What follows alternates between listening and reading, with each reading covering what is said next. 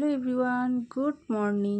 তো দেখো আজকে একটা নতুন রেসিপি নিয়ে এসেছি, নিরামিষ ডুমুর আলু দিয়ে তরকারি। তো চলো দেখে নাও পুরো ভিডিওটা। তো দেখো ডুমুরগুলো নিয়ে বসে পড়েছি সব কাটবো বলে। তো দেখো কিভাবে কাটতে হয়, হয়তো জানো অনেকেই, তবুও দেখিয়ে দিচ্ছি। প্রথমে অনেকে আছে খোসা ছাড়ায়, অনেকে আছে খোসা না ছাড়িয়েও রান্না করে, কিন্তু আমি খোসাটা ছাড়িয়েই নিই। তো দেখো আমি প্রথমে খোসাটাকে ছাড়িয়ে নেব,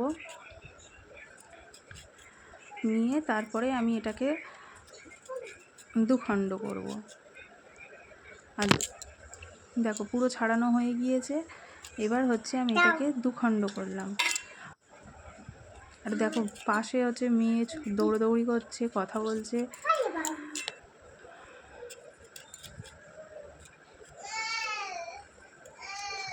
তো পুরো ভিডিওটা তোমরা দেখতে থাকো, কেমন লাগে অবশ্যই কমেন্টে জানিও। যদি ভালো লেগে থাকে তাহলে অবশ্যই আমার চ্যানেলটিকে সাবস্ক্রাইব করে দিয়ে যেও। আর কেমন লাগলো অবশ্যই কমেন্টে জানিও। তো দেখো ভিতরে একটু দানা থাকে। তো চলো পুরো ভিডিওটা দেখাচ্ছি আমি কিভাবে করতে হয়। তো দেখো ছাড়িয়ে তো সব ডুমুরগুলো ছাড়িয়ে নিয়েছি। দেখো দুখণ্ড করে নিয়েছি। দেখো ভিতরে একটু দানা থাকে। তো সবাই এরকম একটা সরু কিছু দিয়ে, মানে ছুরি যাদের আছে তাদের তো খুবই ভালো, বা চামচের পিছন দিয়েও হয়, মানে ছুরির সাহায্যে এইগুলো দিয়ে একটু গোল গোল করে ঘোরালেই দানাগুলো বেরিয়ে আসে। তো দিয়ে এবার জলে দিলেই দেখো সব পরিষ্কার হয়ে যায়। দেখো আমার মেয়েটা কি বিরক্ত করছে।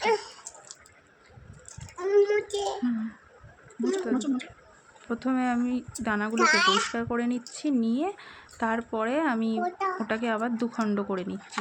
কারণ অনেকটা বড় বড় ডুমুরগুলো, যদি বড় না হয় মিডিয়াম সাইজের হয় তাহলে ওরকমই ঠিক আছে, মানে একটা ডুমুরকে দুখণ্ড ঠিক আছে। আর একটু বড় সাইজের হলে একটা ডুমুরকে আমি 4 খণ্ড করেছি আর কি। তো চলো কথা বলতে বলে পুরো ডুমুরগুলোকে পরিষ্কার করা হয়ে গিয়েছে। এবার এগুলোকে আমি কুকারে সিদ্ধ করতে দেবো। একটু সামান্য লবণ দিয়ে দিয়েছিলাম, সেটা ক্যাপচার করা হয়নি। তো চলো এটাকে সিদ্ধ করতে বসিয়ে দিই। দেখো সিদ্ধ তো মনে হচ্ছে হয়েই গিয়েছে, তবু আমি একটা ছুরির সাহায্যে দেখে নেবো যে ভালো রকম সিদ্ধ হয়েছে কি। দেখো ভালো রকম সিদ্ধ হয়ে গিয়েছে। তো চলো এটাকে এবার অফ করে দেবো। দিয়ে আমি কড়াই বসিয়ে দিয়েছি। দেখো কড়াইতে আমি দিয়ে দেবো একটু সর্ষের তেল। তো সর্ষের তেলটা গরম হতে থাক, তার মধ্যে আমি দিয়ে দিলাম দেখো 2টো তেজপাতা দেওয়ার পরে আমি এবার দেব গোটা গরম মশলা। দেখো একটা দারচিনি আছে, একটা এলাচ আছে, আর 2টো লবঙ্গ আছে। বেশি দেব না, অল্প পরিমাণে দেবো। একটু নাড়াচাড়া করার পরে হালকা একটা স্মেল বেরোবে। তারপর দিয়ে দেবো একটু গোটা জিরে একটু ফোড়ন দিয়ে দেবো। দেখো দিয়ে এবারে একটু নাড়াচাড়া করতে করতে তার মধ্যে দিয়ে দেবো কেটে রাখা আলুর টুকরোগুলো।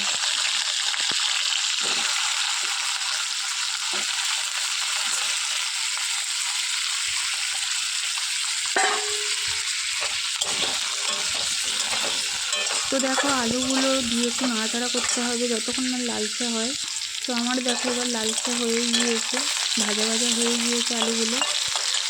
তার মধ্যে আমি দিয়ে দেবো একটা টমেটো কেটে রেখেছিলাম, তো একটা টমেটো কুচি।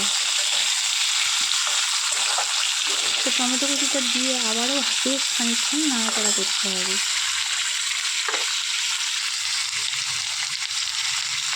তার মধ্যে দেখো আমি দিয়ে দিলাম একটু আদা বাটা।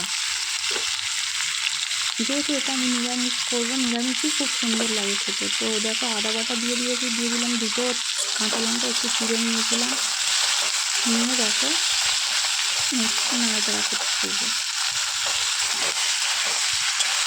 যাতে টমেটোর কাঁচা গন্ধটা চলে যায়। ভালো করে মশলাটা কষাতে থাকবো। তার মধ্যে দেখো আমি দিয়ে দেবো একটু পরিমাণ মতো লবণ, যাতে টমেটোগুলো একটু ভালো রকম গলে যায়। টমেটো পেঁয়াজ এগুলো ভাজার সময় একটু সামান্য পরিমাণে যদি লবণ দেওয়া যায় তাহলে খুব তাড়াতাড়ি গলে যায়, সিদ্ধ হয়ে যায়।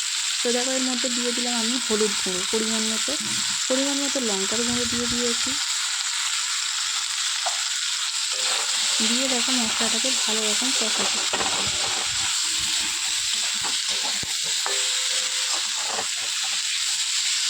তো কষাতে দেখো কড়াই লেগে যাচ্ছে, প্রায় কষানো কমপ্লিট। এর মধ্যে এবার আমি দিয়ে দিলাম ডুমুর, সিদ্ধ করে রাখা ডুমুরগুলো।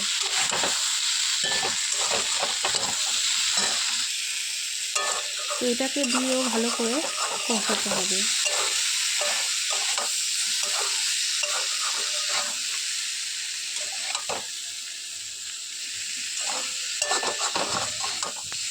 পুরো ভিডিওটা দেখতে থাকো। আবারও বলছি, কেমন লাগে অবশ্যই কমেন্টে জানিও।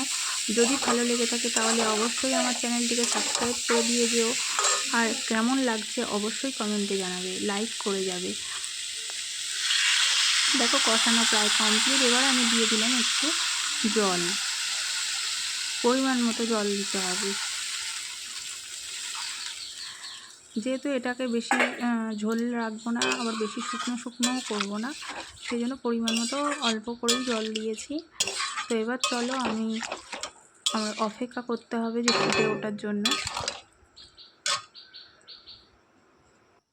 তো দেখো আলু তো সেদ্ধ হয়ে গিয়েছে, আর এখানে দেখো এবারে ঝোলটাও কমে গিয়েছে। এবার দিয়ে দিলাম শাহি গরম মশলা।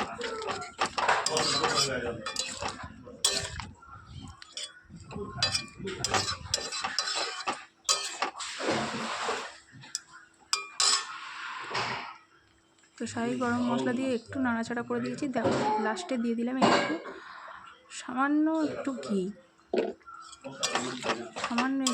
দিয়ে দিলাম। দিয়ে একটু নাড়াচাড়া করে দিয়ে আমি গ্যাসের ফ্লেমটাকে অফ করে দেবো। বেশি নাড়াচাড়া করলে ঘিয়ের বা গরম মশলার স্মেলটাকে নষ্ট হয়ে যাবে। তো চলো আজকের আমার রান্না কমপ্লিট। তোমাদের কেমন লাগলো জানিও। দেখা হবে অন্য কোনো ভিডিওতে। আজকের মতো টাটা, এখানেই শেষ করছি।